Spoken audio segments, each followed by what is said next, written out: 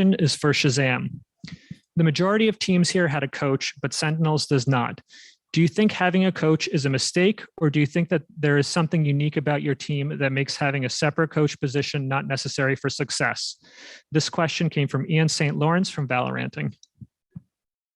No, I don't think having a coach is a mistake at all. The right coach can definitely contribute a lot and help.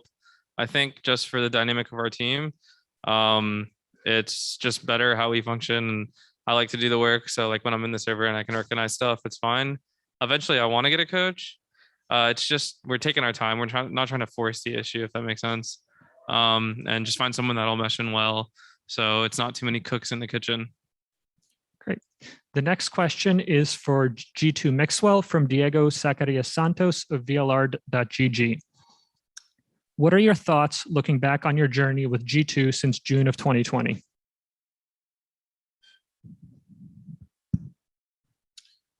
I think we played really well at the start of last year. We had 6 months when we were winning everything. And after that, we didn't adapt properly. Our players, including me, should have changed our style and played much more structured. We were playing really loose and we didn't adapt to the new meta. And after that, we had the roster changes. We got nukkye, Avova, and Kellox, and Coldament as well, and the last man standing. And now it's much better. Yeah. The next question is for TenZ from Ashir Ahmed of Game Elevate.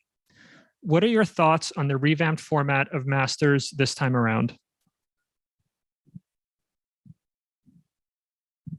My thought on the format. Honestly, I don't really know the format, or like for this event.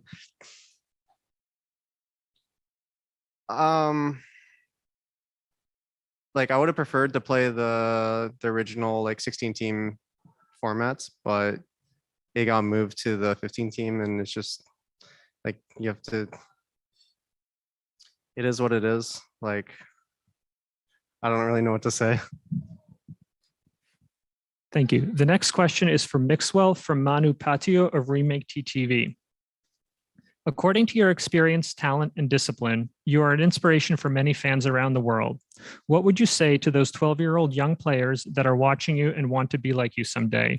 What would you encourage them to do, or how can they be in the same position you are in today in the future? Wow, what a great question. I would tell them to not stop studying until they feel like they can stop, so they have a chance to come back to study after. I would tell them that it's important to watch their own games and understand how the game works, be a good teammate, be disciplined. There's a lot of things going on, but as a child, I would say play a lot of the game and enjoy the game. Play with your friends and meet people that have the same goals as you, so you can grow faster, and just enjoy the game as much as you can, get experience, play amateur tournaments, explain to your fathers how this world works. And if they understand you, it's going to be easy. It's going to be easy. It's not easy to be a professional player, but if you have support, you can do it pretty easy, I think. Thank you. This next question is for ShahZaM from the Score Esports, Neil McCrossan. Do you guys feel any extra pressure coming into this event as the defending champs? What have you worked on to ensure that you can stay on top? I actually think there was more pressure in Iceland because we were dominating NA before that, but nobody had seen like the international regions fight each other. But now that we won Iceland and we showed NA could compete, I feel like it's more so of us just like not getting complacent, doing what we normally do, practicing and like adjusting to the meta. So we haven't changed anything too drastically. It's more so just following as the meta changes. Thank you. This next question is for nukkye from Brandon Moore of Run It Back. G2 Esports seemingly went from the top of the world to the back of the line. You were there through it all. What went into getting G2 back in position like this, and how does it feel? It took a lot of time and sacrifice. That's the first thing. We went through like a big slump and we're finally out of it. And it's a lot of sacrifice. I could say that's only a lot of time, a lot of sacrifice of your personal time and motivation that shouldn't like get out. Yeah, it's a difficult time. It was a real difficult time, and now it feels really, really good to be here in the tournament. Thank you. This next question is for Mixwell and TenZ. Do you think group stage will be much different for you? And do you also think Sentinels, G2, and F4Q were harmed with the disqualification of BREVIS Esports? I'll go first. For us, I think it's beneficial because Sentinels had already won LAN event and they are used to it. For us, playing as many games as we can is much better because I feel like we will get stronger as the tournament continues. I think F4Q is a team that you need to watch out for because they play really ballsy. So you need to do the homework and just play properly to be able to beat them because they are good. And Sentinels is a seed 1 of NA, current champions of Masters. So obviously they are the favorites. The pressure's on them. We're 4th seed of Europe and we want to play as much as we can against them so we can get better and better and we win the tournament in the end. Thank you. And then I'll say from my side personally, I'll just enjoy playing as many games as possible and also adapting to the new teams here. And just the chance to play more games, get even more like accustomed to the LAN play will just be nice for us. This next question is for ShahZaM from the Score Esports. What do you think about people trying to discredit your IGL abilities by saying that Sentinels just has the best players in each role? Yeah, I've definitely read that or heard that from people, but it's I don't know, it doesn't make sense to me because this team, we made it outside of Tyson before the game was even released, before we even knew what the roles were or anything. It was impossible back then to know who the best players in every role was. So it's impossible to say that, you know, we just put together a team of superstar players. I think the players put the work in and they molded into the best at each role. But it's the other teams that are constantly making roster changes, trying to sign big contracts for superstar teams that can't find the same success that we did from like a roster originally on. Obviously Tyson was a superstar talent we brought on, but yeah, that doesn't really make sense to me, but it's fine as long as we continue to do what we have to. It's okay. This next question is for TenZ from Mais Esports. Did Sentinels scrim some Brazilian teams? What are your opinions about them? We haven't scrimmed that much yet, so we have not scrimmed the Brazilian teams yet. This next question is for Mixwell from VLR.gg. How fast is Kellox improving? Is he a future superstar? I think Kellox is improving really fast. The good thing about him is that he's humble. Being a young player and being humble, listening to the people with more experience is important, and he's been doing that since the start. And of course, if he keeps improving, he is going to become a superstar. But I don't want to put too much pressure on him, to be honest. He just needs to do what he has to do, enjoy the tournament, and grow slowly. This next question is for the Sentinels players from VLR.gg, from Diego Secaria Santos. From your short time practicing in Berlin, how do you feel the other regions' playstyles have changed, and will it affect your playstyle? So far, we've only actually had 1 day of practice, scrimming mostly the European teams. I think that it's a bit similar to the case in Iceland. I always thought that the region was strong and they matched up pretty well versus us. I think we also played, was it Vision Strikers? And that was still a close matchup as well. I think that I'm looking forward to seeing how they do. I think that they should have a pretty solid run. I think that they're a good team. This next question is from Mixwell from Feng Bao Nai Ba in China. We all know that your agent's pick has changed a lot since the G2 player changes. Could you share with us what made you try to pick Killjoy instead of Jett in recent matches? Jacob was playing Sentinel before in our team. He benched himself because he wasn't feeling very good. So we went for a new replacements, and we didn't find someone that could replace him in his role. So we went for a Jet main. And when he joined, the plan wasn't that I was going to stop playing Jet, but in the end I decided that he should play Jet always and grow as a Jet main, and I will play anything the team needs, because I've been playing the game for a long time and I've been competing for a long time, and I don't care about the spotlight or anything. I don't care about that. I just care about winning, and I thought that it was the best for the team, and I did that. Thank you. This next question is for ShahZaM from Josh Wilkinson of PlatChat. Based on your scouting, prep, and scrims, do you think the level of competition has increased since Iceland? Yeah, I think so. I think teams are only going to continue to get better as each tournament goes on. I definitely think the teams are cleaning up their gameplay, and the details are starting to matter much more and more, even with the NA teams within our own region. So I expect a more competitive tournament than Iceland for sure. This next question is for Mixwell. After a disappointing performance in stage 2, G2 Esports has made some changes in their VALORANT roster, and now you are going to participate in Masters. How were you guys synchronized yourselves in this short period of time? And this was from Sportskita Rishab Chakladar. I think the synergy inside the team is really good. I think we like each other. We work every day together, and we don't have many issues. We have a dedicated IGL, which we didn't have before. Our coaching staff that also is doing a good job, and just disciplined players, really disciplined players that want to win. So even if we didn't have too much time to, as much as other teams, we did a good job, and we're not in our best level yet, but I feel like we have what we need to be the best team in the world.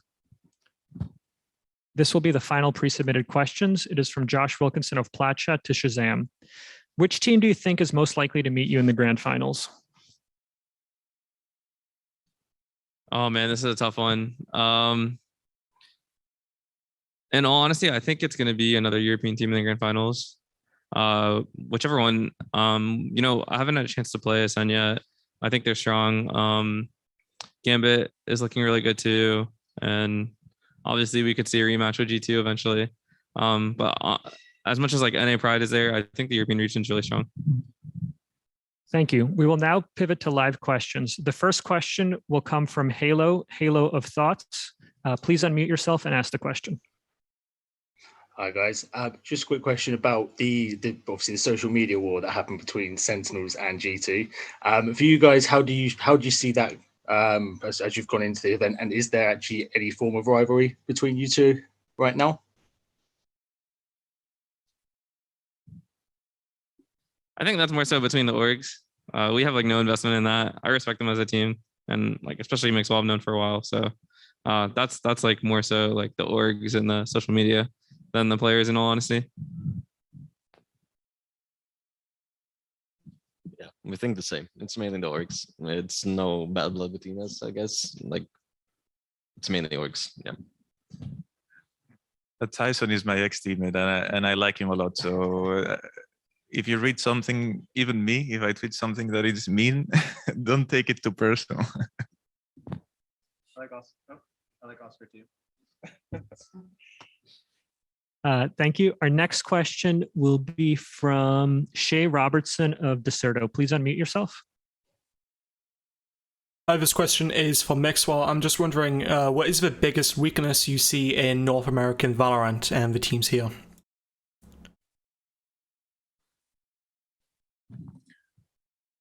Biggest weakness. I think they are a bit cocky. That's their biggest weakness. Our next question will be from Dustin Steiner of esports.gg. Please unmute yourself. This question is for ShahZaM and Mixwell. What do you guys think about F4Q and your competition in Group D? And you guys think you'll both make it out? I think F4Q is not a team to be underestimated. If you don't do your homework, I feel like they're the kind of team that'll catch you off guard. So we're definitely going to go in with a lot of prep. And I think obviously though, at the end of the day, us and G2 are the favorites, and I still see us advancing. Yeah, I also think that F4Q is a team that you need to do the homework, like I said before, because they come here as a team that I feel like they play with balls, like really ballsy. And you need to enter the match strong since the start. And if we do that and we do our homework, I think we can win. And against Sentinels, like I said before, they are #1 team in the world. So should be a tough match. But we're also confident that we can win that one, and we will try to get seed 1. Our next question will be from Jack Marsh of GG Recon. Please unmute yourself and ask the question. Hi guys, my question is for ShahZaM. After winning Masters 1 and 2, people are already considering Sentinels as like a dynasty team and calling it the Sentinels era. Do you believe Sentinels are a dynasty? And if not, what have you got to do to cement yourselves as one? I definitely think so. I think we're the only team that has shown like true consistency throughout the year of all the regions completely, especially winning both Masters.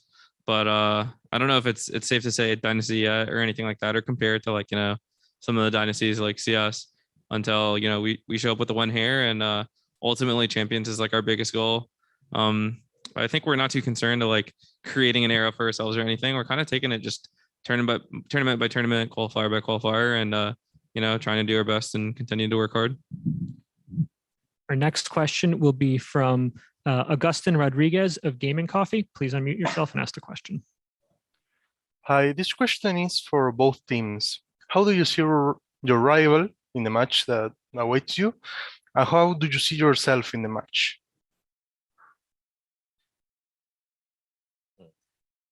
Go ahead, Jason.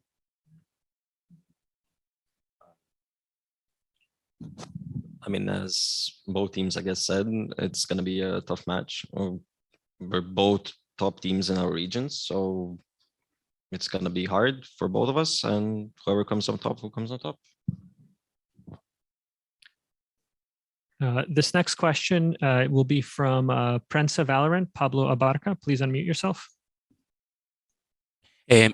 My question is for both teams. How exhausting has the preparation for the Master been so far?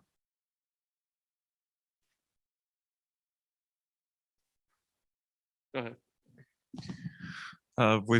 We boot camped in Europe for a month to play the qualifier. Then we went back home. We kept practicing from home, and then we came here the 5th of September. So we've been in the hotel practicing as well, and we leave Valorant and we didn't do anything else for 1.5 months. Actually, after we qualified within NA, and the Challengers playoffs was over, there was a lot of like teams that were kind of not practicing, figuring out their rosters or whatever, just have nothing to play for. So it was pretty limited practice while in NA.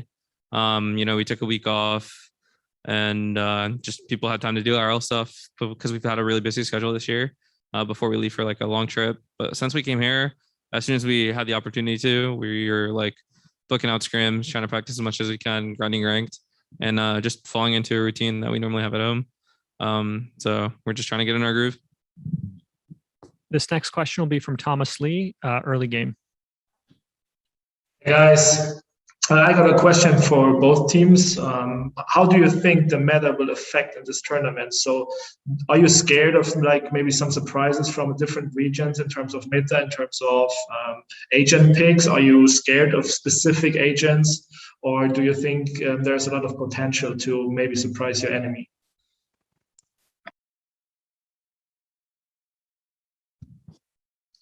Yeah, I think as the game evolves, more agents are added and like playstyles change. There's a lot more different looks. At the beginning, people kind of followed similar looks, similar compositions and systems, but now like teams are coming up with very different styles of play. But I actually think that helps us as well, because we're also experimenting with different compositions depending on the playstyle we want to approach or the teams that we play. So teams can't expect the same look from us always. So it goes hand in hand. This next question will be from Mikhail Clementov from the Washington Post. Hi, fellas. Apologies if this has been asked and answered already. Tuned in a couple minutes late. I wanted to ask how you found the accommodations in Berlin so far. How has the food been, the space, the PCs? I've heard some mixed reviews on social, so wanted to get your take. This is open to anyone.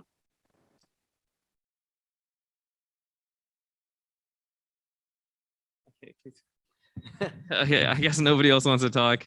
The PCs were definitely improved from Iceland. So I think the teams that were at Iceland that came here are pretty grateful of that. But the teams that didn't play in Iceland were also like complaining about the computers. But in all honesty, those improved from last time.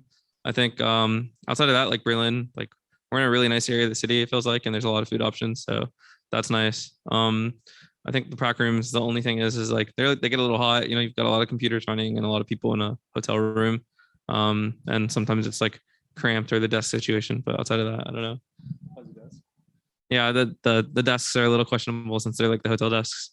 Hopefully in the future they can like have a standard, maybe like, you know, just like a standard simple desk that we could use for the prac rooms. But outside of that, you kind of just have to make the best of it.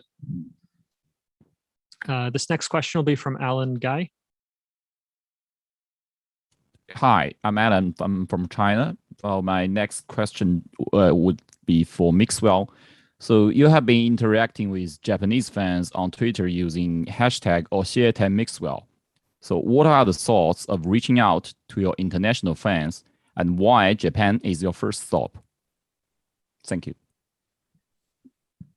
I like Zeta a lot. I watch their documentaries and I know their background. They come from CSGO as well.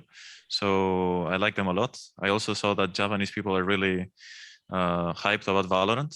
So if you mix those two things, I just want to be close to them as well because I like Japan. I wanna travel to Japan and see it by myself soon, and I just wanna take a taste of what it's like on social media. This next question will be from Prati Dang from Sportskita. Hello, my question will be to ShahZaM.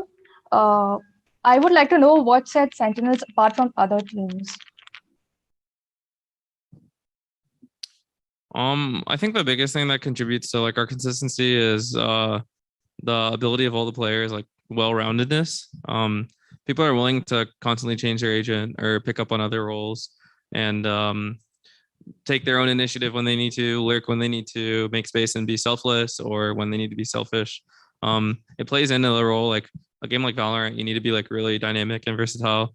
And when you have like 5 players that are willing to take up any role, it makes it a lot easier to approach a game. And I think that's the best thing. Like when communication and everything else comes down to that is like everyone's on the same page and like the one goal is to win. So it definitely makes our lives easier. This will be the final question of the press conference. It'll be from Dustin Steiner of esports.gg. This question is for ShahZaM and Mixwell again. You guys have both been professionals in CSGO as well. Transitioning to Valorant, but you guys are now like on top of the world, kind of. Like what's that been like coming from like a sort of a mid-tier situation in CSGO to being on top of Valorant? What are your feelings about that?